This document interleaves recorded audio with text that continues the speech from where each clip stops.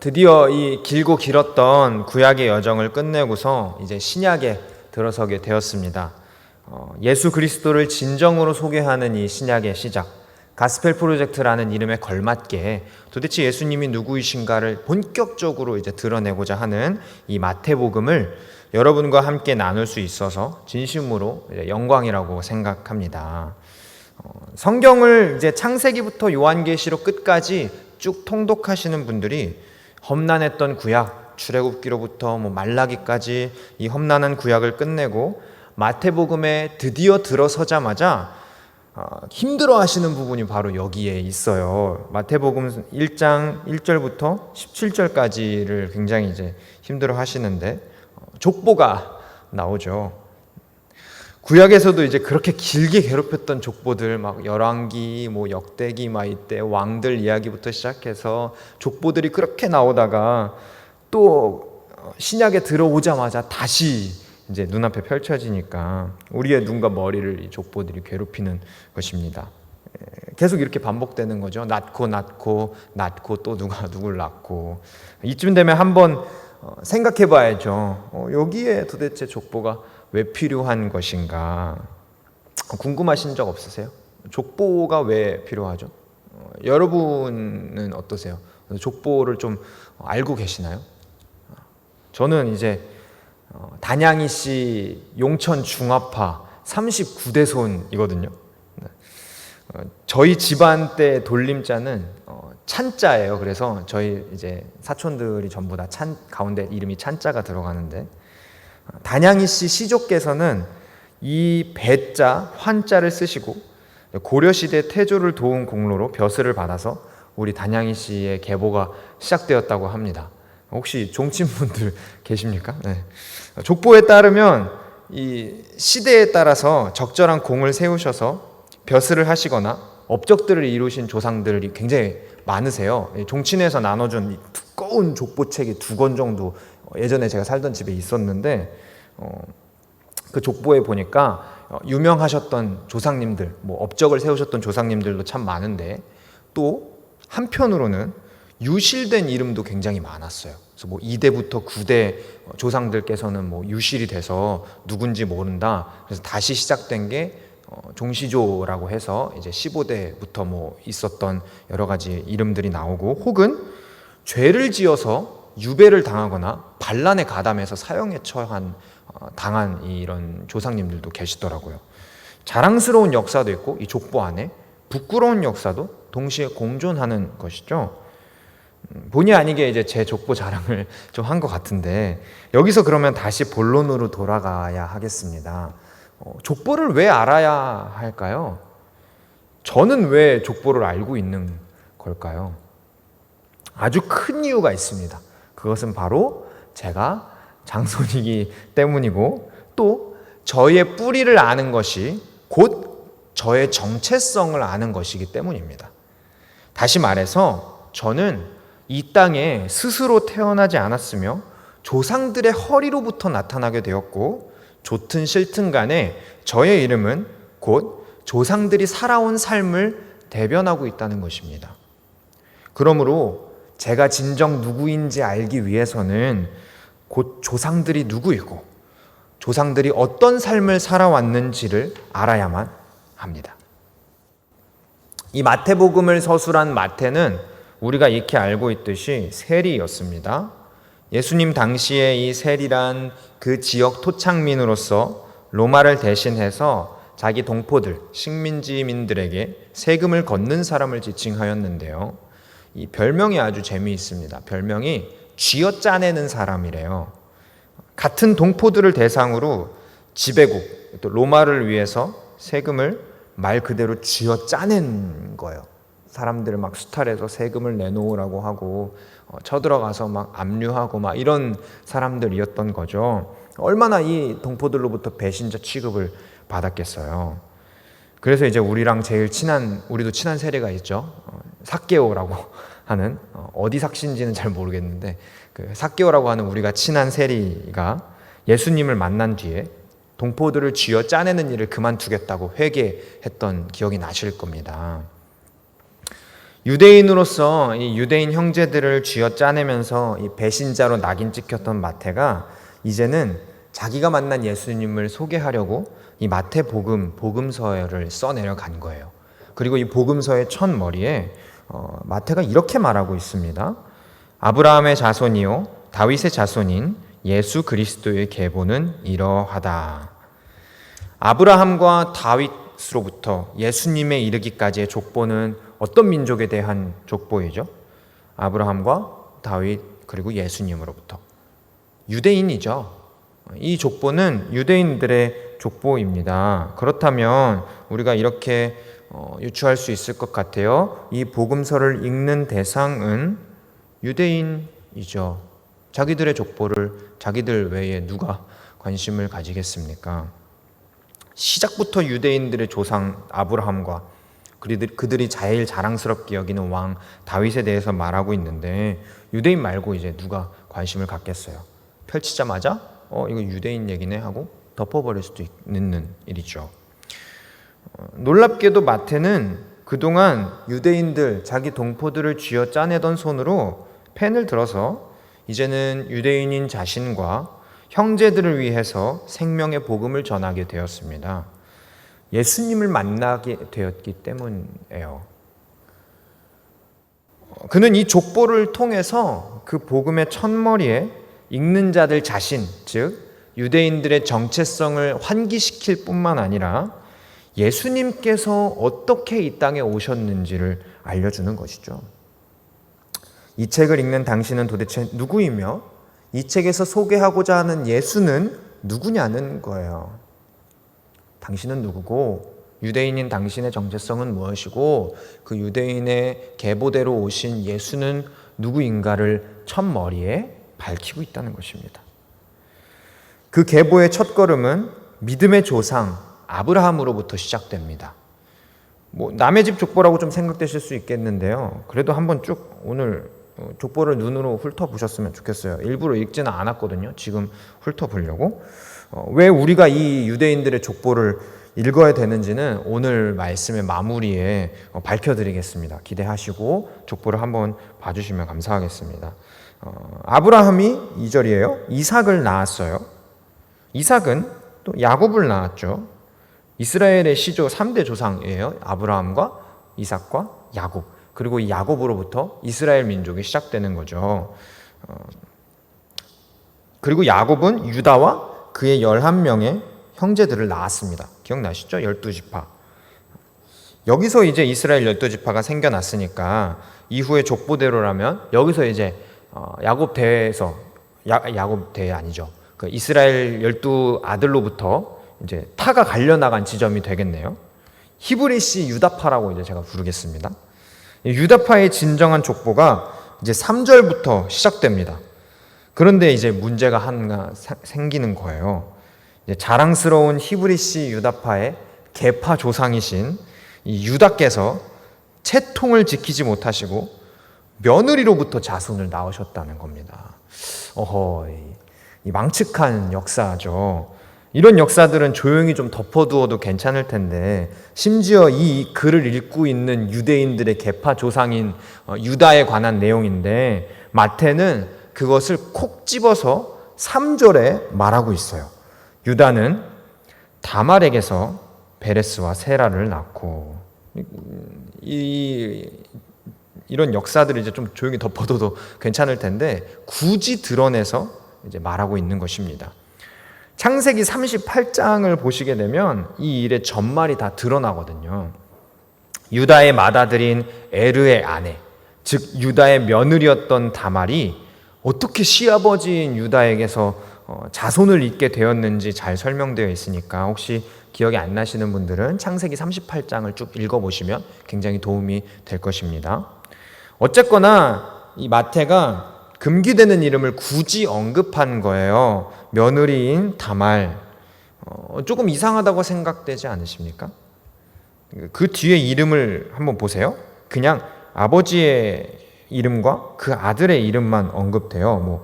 베레스는 헤스론을 낳고 헤스론은 람을 낳고 람은 암미나답을 낳고 다 그냥 아버지와 아들의 이름들이거든요. 근데 굳이 며느리 다말에게서라는 장면을 이제 삽입한 것입니다.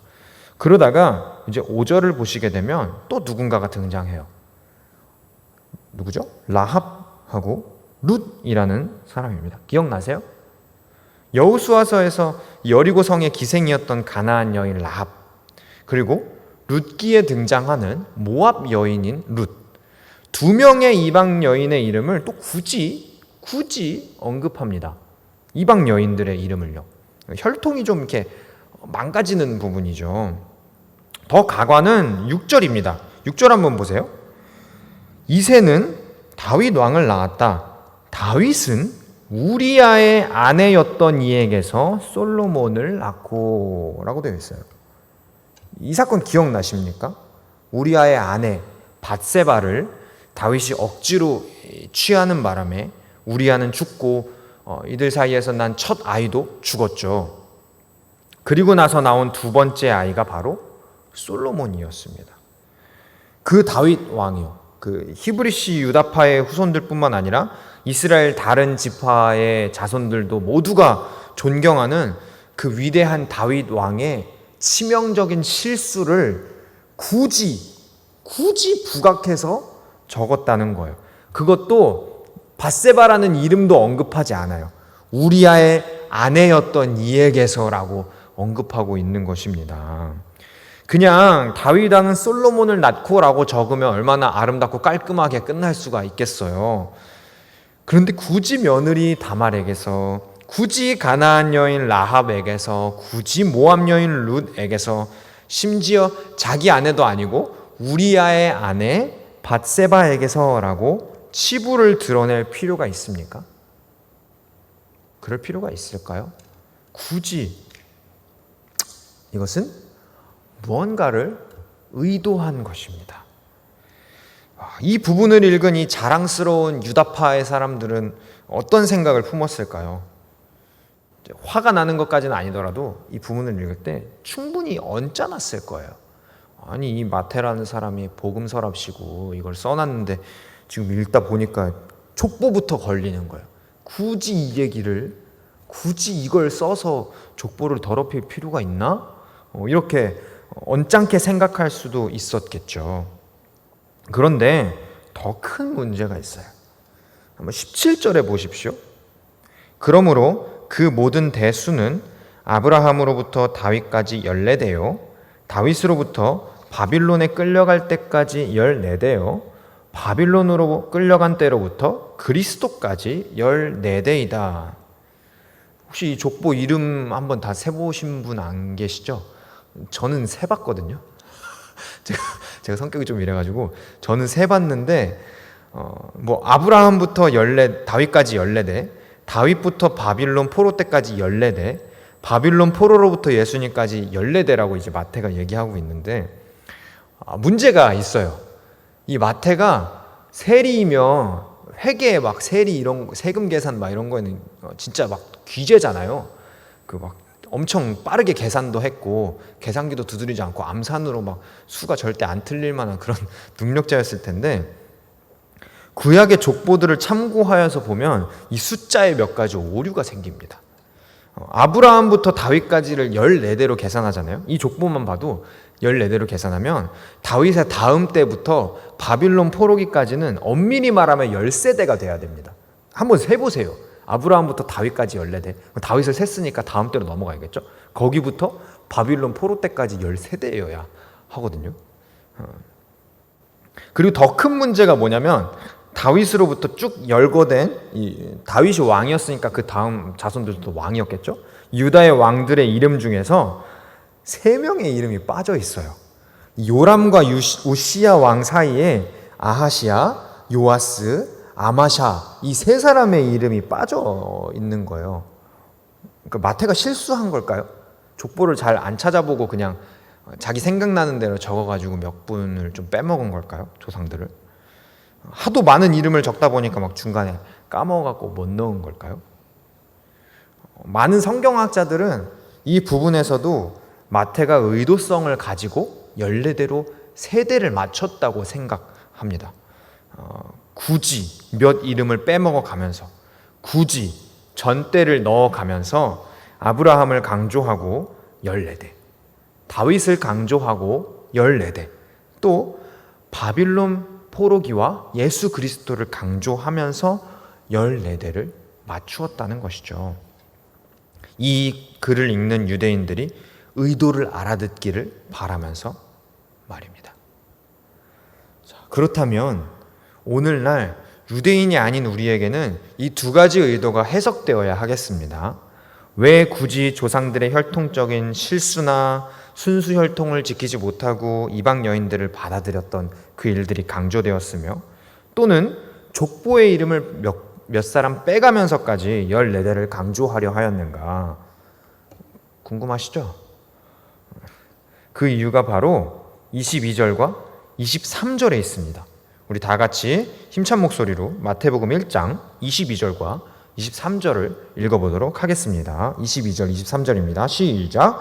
이 모든 일이 일어난 것은 주님께서 예언자를 시켜서 이르시기를, 보아라, 동정녀가 잉태하여 아들을 낳을 것이니 그의 이름을 임마누엘이라고 할 것이다 하신 말씀을 이루려고 하신 것이다. 임마누엘은 번역하면 하나님이 우리와 함께 계시다는 뜻이다. 아멘.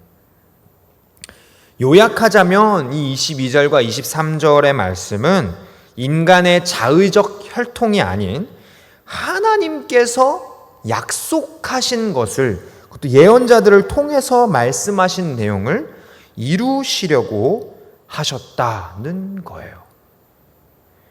마태는 지금 이 얘기를 하려고 앞에서 17절까지 족보를 설명한 겁니다.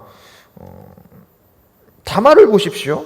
그녀는 자손의 약속을 믿고서 시아버지인 유다로부터 네가 나보다 낫다 하는 칭찬을 얻었습니다.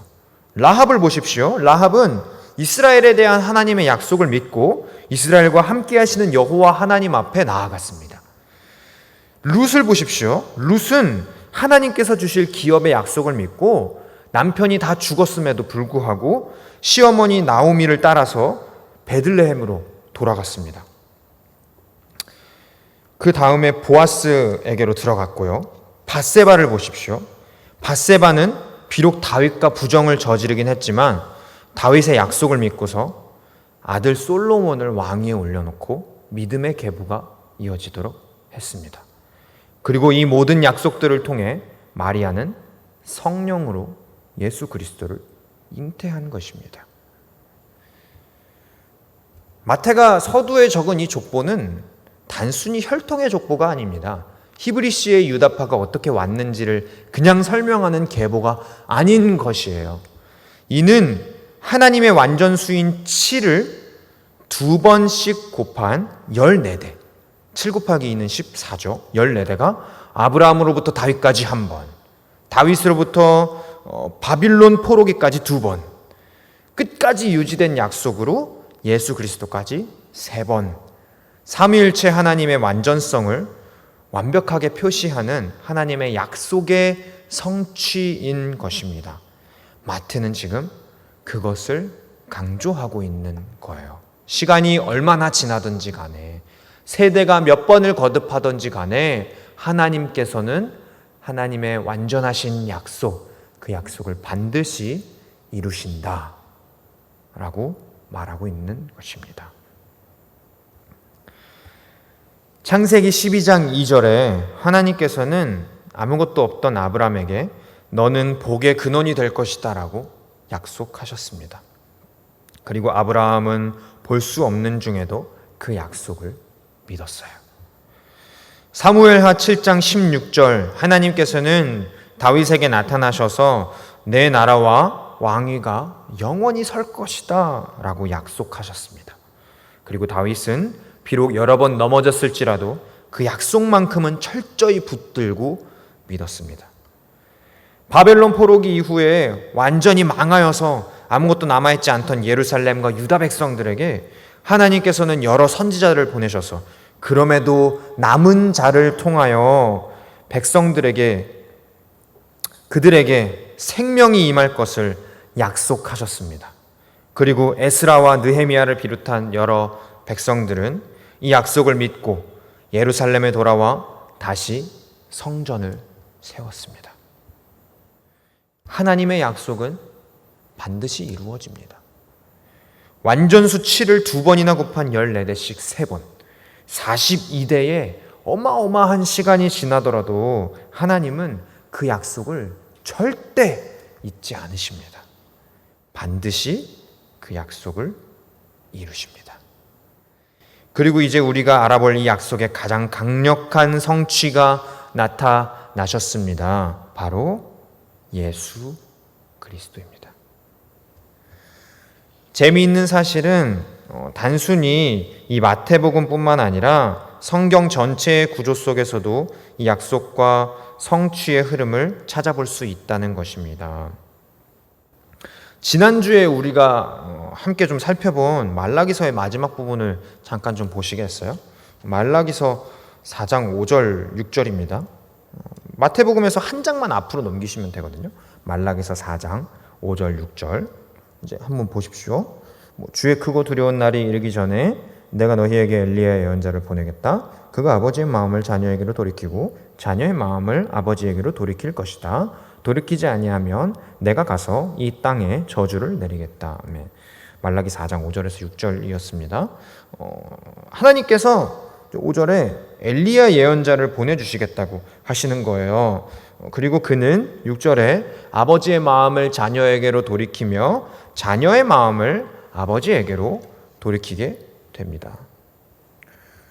여기서 이 엘리야 예언자는 우리가 알고 있는 그 선지자 엘리야를 지칭하는 말일 수도 있지만 엘리야라는 이름에 담긴 뜻을 본다면 또 다른 의미를 가질 수도 있습니다. 엘리야의 이름의 본래 뜻은 이렇습니다. 여호와는 하나님이시다. 여호와만이 하나님이시다. 당연한 소리를 좀 반복하는 것처럼 들리는데요. 사실 이 이름은 가장 중요한 신앙의 원리를 담고 있어요. 우리가 여호와로 알고 있는 그분만이 하나님이시라는 것입니다. 그러므로 말라기에 나온 엘리야 예언자의 이름의 뜻대로 이 구절을 해석한다면 그는 여호와만 하나님이심을 전하는 예언자이며 여호와만 하나님이심을 전하는 이 예언자가 바로 아버지의 마음을 자녀에게로 돌이키고 자녀의 마음을 아버지에게로 돌이킨다는 것입니다.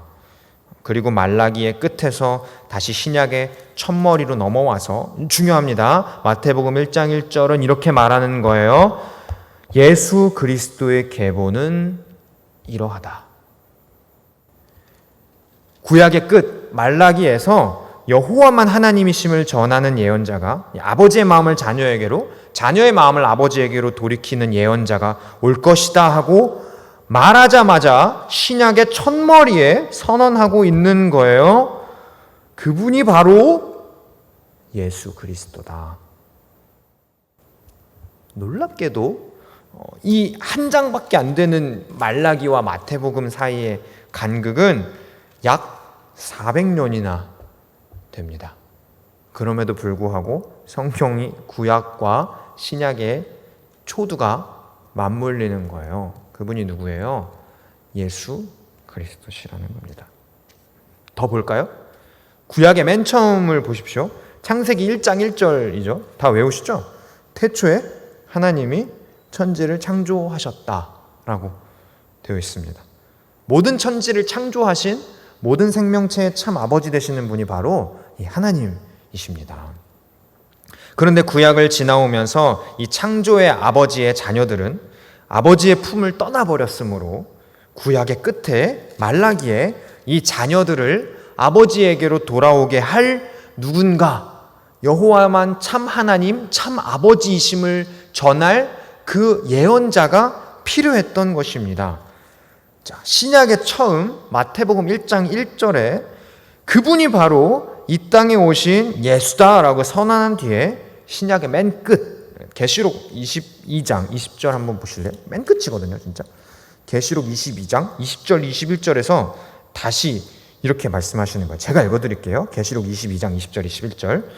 이 모든 계시를 증언하시는 분이 이렇게 말씀하셨습니다.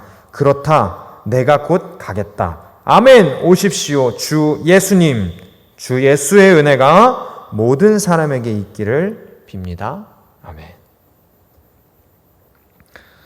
이것입니다. 이 약속이에요. 이분이에요. 태초에 만물을 창조하신 분, 그분으로부터 떠난 우리를 다시 아버지께로 돌아가게 하신 분, 그리고 이 땅에 다시 오셔서 계시록 끝에 약속하신 대로 만물을 완전히 회복하실 분, 그분이 누구요? 예수 그리스도. 성경은 처음부터 끝까지, 구약 시작부터 구약 끝까지, 신약 시작부터 신약 끝까지 하나의 약속을 증언하고 있는 것입니다. 예수 그리스도. 약속대로 오셨고 다시 오실 약속을 하셨고 끝내 다시 오실 분. 이 예수가 우리 믿음의 핵심이 되십니다. 그러므로 이 예수의 약속을 믿기 위해서 우리는 또한 그가 어떻게 약속대로 오셨는지를 알아야만 합니다. 우리가 좋든 싫든 우리의 발걸음에는 우리 조상들의 삶과 이름의 무게가 있습니다. 또 우리가 좋든 싫든 우리의 후손들은 우리에게서 자신들의 이름을 부여받고 우리의 이름을 또한 짊어지고 살아가게 될 것입니다. 그러나 사랑하는 여러분, 오늘 이 예수 그리스도의 계보가 우리에게 주는 의미는 단순히 혈통의 조상들의 이름을 짊어지고 사는 것에 그치지 않습니다. 그들은 모두 하나님의 약속을 짊어지고 살았습니다. 오늘 이 계보를 읽는, 이 족보를 읽고 있는 우리에게 마태는 동일한 약속을 주고 있는 거예요. 우리도 모두 이 약속의 계보에 참여하게 되었다는 것입니다. 어떻게 해요? 예수 그리스도의 살과 피를 먹음으로요. 성찬의 의미가 거기에 있는 것입니다. 예수를 존재로 믿는 것에 그치지 않고 진정으로 예수와 연합하는 것입니다. 예수의 살과 피가 내 안에, 내가 예수의 살과 피가 되어 예수의 안에 거함이 우리에게 약속으로 실제로 주어진 것입니다. 우리 사랑교회가, 한국교회가, 나아가 세계 만방의 모든 그리스도인이라 불리는 자들이 한마음 한뜻으로 성찬을 받아 예수의 살과 피를 먹고 마셨다면 우리는 모두 이 약속의 계보에 참여한 자가 되는 것입니다. 누구를 통해서요? 예수 그리스도를 통해서요. 사랑하는 우리 사랑교회 성도 여러분, 약속으로 오늘 그 발걸음을 내딛으시길 바랍니다. 세상이 뭐라고 떠들든 상관없습니다. 확진자가 넘쳐나고 경제가 불안합니까? 교회가 탄압받고 불리한 위치에 서 있습니까? 모르겠습니다. 외람된 말일지 모르나 성경에 비추어서 이렇게 말씀드리고 싶습니다. 그래도 괜찮습니다. 그래도 괜찮아요. 아브라함부터 예수님에 이르기까지 42대나 되는 시간 동안 이스라엘 백성이, 또 유대인들이 얼마나 많은 고통을 겪었습니까? 애굽의 노예가 되었죠. 암울한 사사기를 보냈죠. 수많은 흉년과 나라가 양분되는 아픔과 완전히 망해서 포로로 잡혀갈 시절들과 하나님의 말씀을 전하다가 겪게 된 수많은 죽음들, 무수한 세월 속에 그들이 겪었던 고통은 셀 수도 없을 거예요. 그러나 한 가지 분명한 사실이 있다면 그런 어려움과 나라가 없어지는 위기 속에서도 여러분, 하나님의 약속은 반드시 이루어지고야 말았다는 것입니다. 신약의 초두에 그 약속대로 오신 분이 예수님이심을 우리가 알았다면 이제 신약의 끝에 다시 오시겠다고 하신 예수님의 그 약속을 여러분 신뢰하십시오.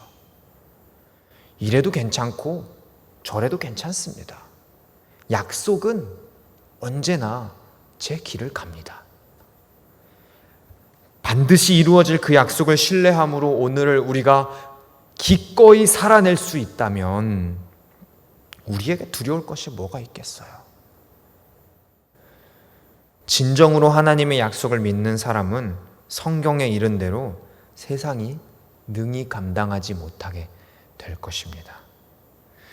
그러므로 오늘의 발걸음도 사람의 계획이나 완전한 혈통이 아니라 오직 예수 그리스도의 살과 피를 통한 약속으로 걸어가며 더불어 후손들에게도 약속의 믿음을 물려주게 되시는, 상황에 따라서 두려워하지 않고 어떻게 돌아가든지 간에 그 약속만 있으면 괜찮은 그 예수 그리스도의 살과 피에 참여하게 된다면 아무래도 괜찮은 그 예수와 이루어질 약속과 그 약속의 믿음을 후손들에게 전해주고 그 예수를 사랑할 수만 있다면 그 약속에 참여하게 되므로 세상이 능히 감당할 수 없게 되는 그런 저와 여러분이 다 되시기를 높으신 예수님의 이름으로 축원합니다. 마지막으로 제가 성경 구절 한번 읽고 말씀을 마치겠습니다. 한번 같이 찾아주시겠어요? 사도행전 1장 10절에서 11절 말씀입니다.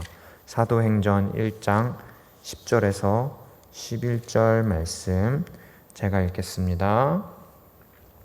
예수께서 떠나가실 때에 그들이 하늘을 쳐다보고 있는데 갑자기 흰 옷을 입은 두 사람이 그들 곁에 서서 갈릴리 사람들아 어찌하여 하늘을 쳐다보면서 서 있느냐?